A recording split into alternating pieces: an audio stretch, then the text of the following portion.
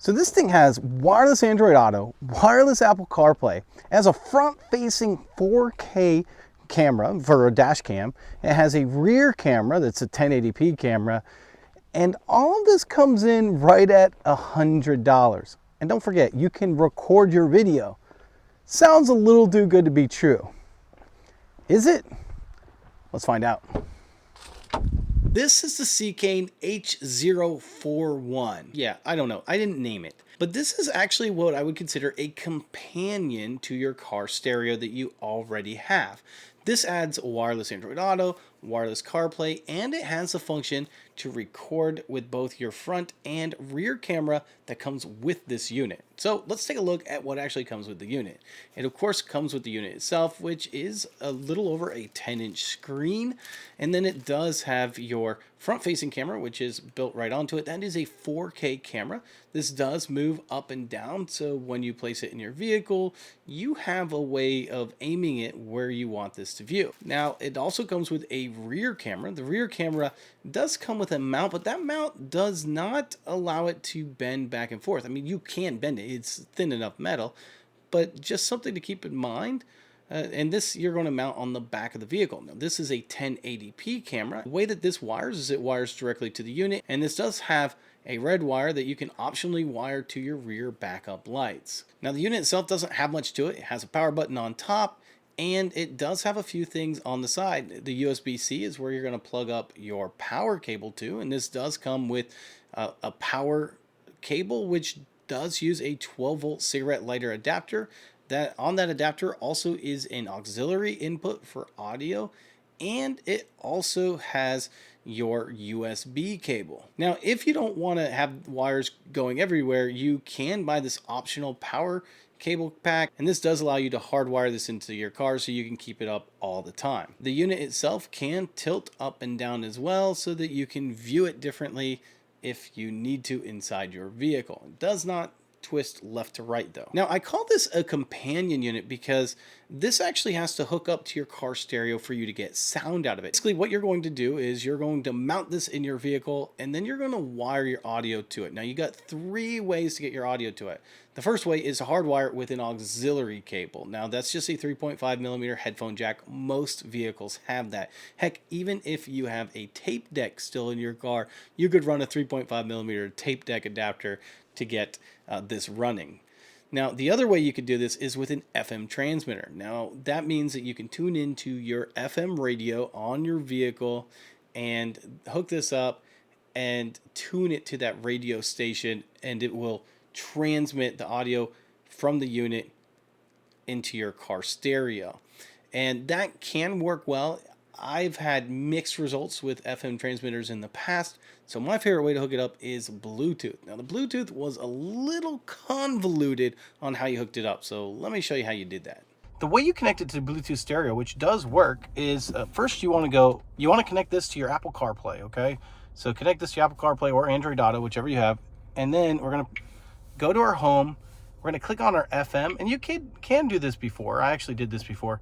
Connect Bluetooth. From there, you just need to take your phone and connect to your car stereo's Bluetooth, which you probably already have done. And then it will transfer everything from that unit onto the car stereo.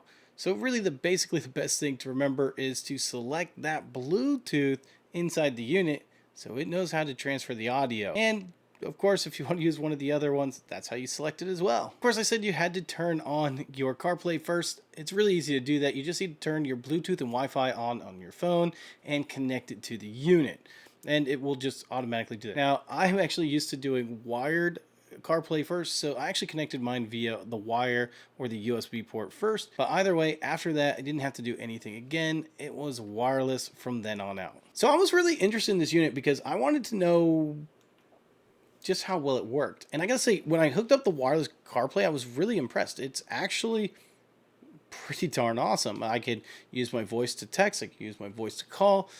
Everything that I would imagine a wireless CarPlay to work works. And the cool thing about this too is I don't have to leave CarPlay on the full screen, although that's the way I prefer it. I can actually put CarPlay on half of it and then the camera on the other half if I want to of the screen. Now this does have a G sensor as well, so if you were to ever get in an accident, it will actually start recording video for you. Now I wanted to test that out to see if it actually worked, so I simulated a car crash. I'm happy to report that it actually did work and it started recording everything, so that part is actually pretty unique. Now, I want to go a little bit more inside the actual unit. If you notice the unit itself, there's not a lot to the unit, right? So when we look at the unit, there's a couple options in here, but most of it's going to be in the settings. Now, I do appreciate that you can reverse your rear view camera, and you have a couple other options. Now, one of them is your recording quality. You can decide how well you want this to record. I just want to make one thing clear. The higher the resolution that you record at, the less recording time you're going to get. So keep this in mind when you start looking at these resolutions. Now this is for the front camera, so you can put it at 4K, you can put it at 2.5K, you can put it at 1080p. The better the resolution, obviously, the better it's going to be as far as capturing the image, but you're also going to get less recording time. What I would recommend is getting a large SD card, something like a 256 gigabyte, so that you can record a decent amount of time on this. Now, I did hook up the rear view camera, and one of the things that I really did like is I can actually hit this button up here and I can view the camera. Now, when I'm in the camera, I can actually switch the views. So I can switch from the front camera to the rear camera or a side-by-side to view them both at the same time. And I thought that was really unique. Say you've got a trailer hooked up and you want to keep an eye on your load, this would be a great way to do that. When I was in the CarPlay though, there's a couple things that I didn't really like. Now the CarPlay reacted just like any other CarPlay, but it was a little bit sluggish. Now, I'm not too terribly concerned about this because this unit isn't like an Android unit or anything where it's going to be upgrading. I think pretty much what you have now is what you're going to get. So it shouldn't slow down any more than it is, but it is not necessarily the fastest unit when you're swiping left to right.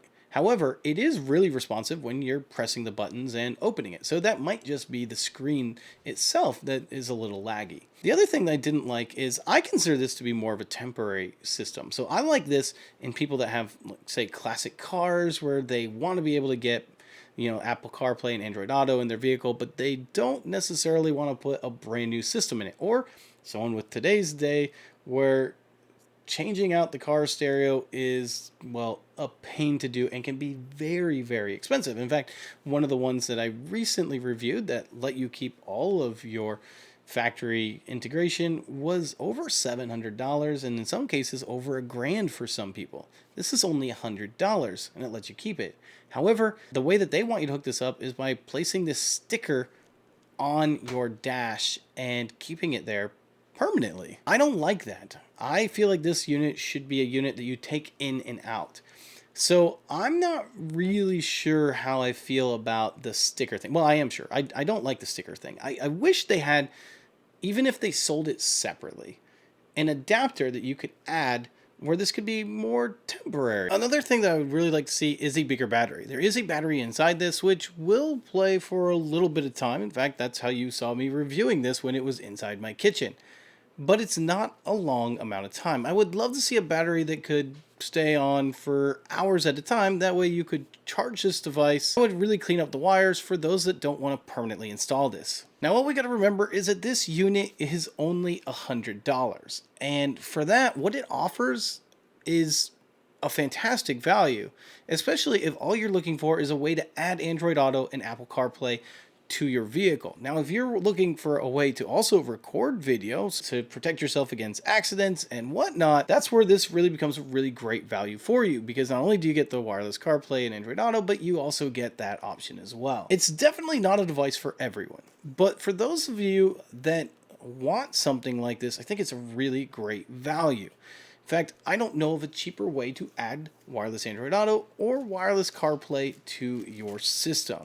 So if you've been looking for a unit like this, I went ahead to put the link to buy this right down in the description. So make sure to check that out. Now, if you like this video and you want to see more like it, make sure to hit that subscribe button and ring that bell so you get instant notification whenever I post a video. All right, guys, this is Toyd's DIY Audio, and I'm out.